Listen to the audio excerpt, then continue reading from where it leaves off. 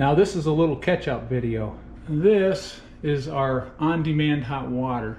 It's not a real good unit from everything I've seen, but we're not going to be taking showers over here. We're not going to be doing a lot. I mean, there's no washing machines. There's nothing going on over here at the winery. The only thing we're going to need hot water for will be to wash out a few barrels here and there, and here at our basin, and for washing your hands. And that's it. So I'm hoping that this machine holds up real well and will heat our water for a long time. You'll notice that I've got the flue in. I've still got to pack it out with insulation. I've got the cold water in here and I've got it shut off. This is the inlet for this and this is the outlet.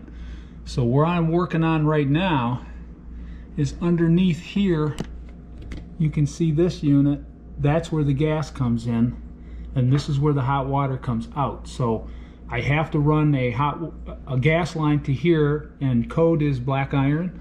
So I have to run black iron over to here, and then I'm going to just put in an appliance connector here for the gas. Then I've got to run this hot water out back over to here, and I need to connect it here into this vanity underneath here into the hot water system. Then that hot water will feed the vanity here, and it'll feed our kitchenette here. The other thing that I got done is this light here up over where you enter the restroom through this door, so that we have better light here. But I've also had a lot of outside work to do. My skid steer went down. I had to fix it. There's a video on my channel about that if you're interested. The boom solenoid fix. I've been cutting wood to heat this place and my house, and I'm almost done with that. I've got my rice coal in and all ready to heat my shop, and I've been working outside furiously trying to get all this done before the weather closes in on me. So it's raining today and I can't work outside, so I am going to work in here today. Now I think I've got you all caught up with everything that I've been kind of trying to do in between my outside work. Let's get started on this gas line and see if we can get it in. Now a little while back I shut the gas off here, and I started here and I put this in. This ball valve is to shut the furnace off. This ball valve is going over to the hot water tank. It is shut off here, and I've kind of worked up around here and started down this wall, and it ends there. So now I've got to drill through the wall there and go into the bathroom with this black iron, and then go out of the bathroom and in by the basin, and underneath that and behind it, and go up over to the hot water tank. Okay, I've marked this wall right here where I need to drill that hole. I can move my line out of the way a little bit here.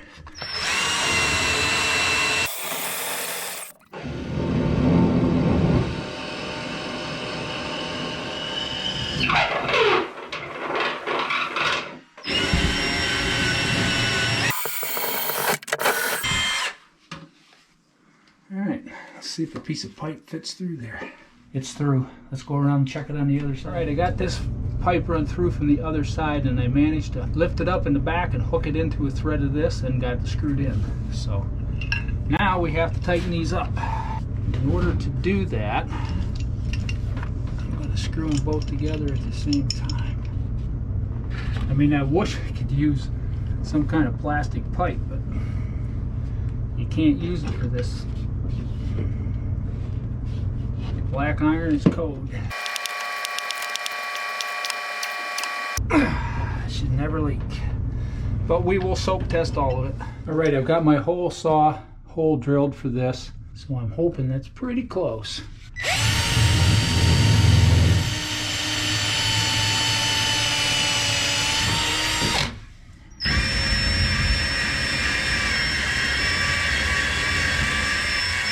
We'll get another piece of pipe over here, come back through the other way. The gas line comes out of the bathroom through here, behind the basin, comes over here along the wall, up, and right there I went to an appliance grade line and ran that up to here. Oh, and by the way, I soaped all these lines and all my connections on the black iron, which is code for here, and there's no leaks. Now the other thing I got done is this. This is the hot water line coming out of our on-demand hot water, and it comes down, it tees here, and it's going to go over here, and I've got this all done, and that goes out to a hose bib I'll show you in a moment. This is a drain. You can shut this off when your line is charged, and then when you're done with the hose bib, especially in the winter, we'll probably leave it charged in the summer like we do over to the house. But in the winter, you'll open that bib outside, it comes in the wall there, and then you'll open this valve and dump this down into a bucket we have down in here. This is the cold water line, so when you want to charge the bib outside, all you need to do is turn this on and this on, or however you want to mix the cold and hot water, and we'll use that for washing out barrels. Now I've got this line run down through here, and it dead ends right here. So that's the next step. I got to get this line done and run over to the basin and on into the bathroom, and we will be set. I just thought I'd catch you up on all the activity on over here. Cleaner, cement.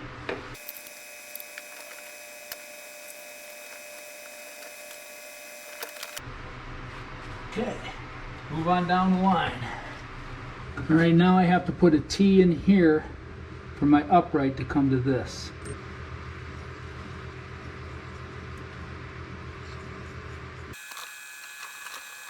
All right, glue this side first. And with this CPVC, you always want to clean both ends, and you always want to cement both ends. Now we need to cut an upright. I have to put a shut off on it, and I have to get it at the right height to get this hose on. So let's do that next. This pipe here is through the wall here and into the other room. All right, I'm going to dry fit these first. When you do these, you want to do these upside down. So I need to know how far up I'm going to come to get to this hose, because I want to glue these all upside down, because in the past I've had these where the glue will run down inside and freeze these shutoffs, so you can't do that. Put that there, put that on. Now this is the CPVC converter from pipe to 1/2 inch thread, and I don't know if this is going to be long enough. No, it's not. I have to have a nipple that's longer than this, 4.5 inches.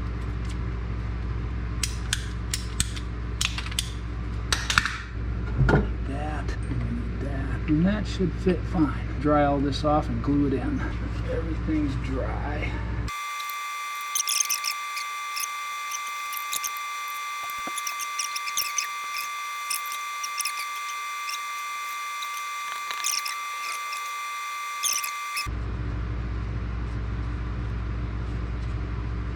Now what I do is I usually run those in, and then I turn them a 1/2 turn like that.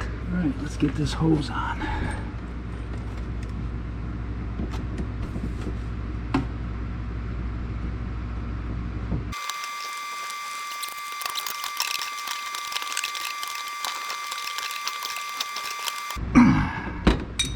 All right, that is on. So the hot water is hooked up here. I'm gonna shut that off for now. Now we move into the bathroom.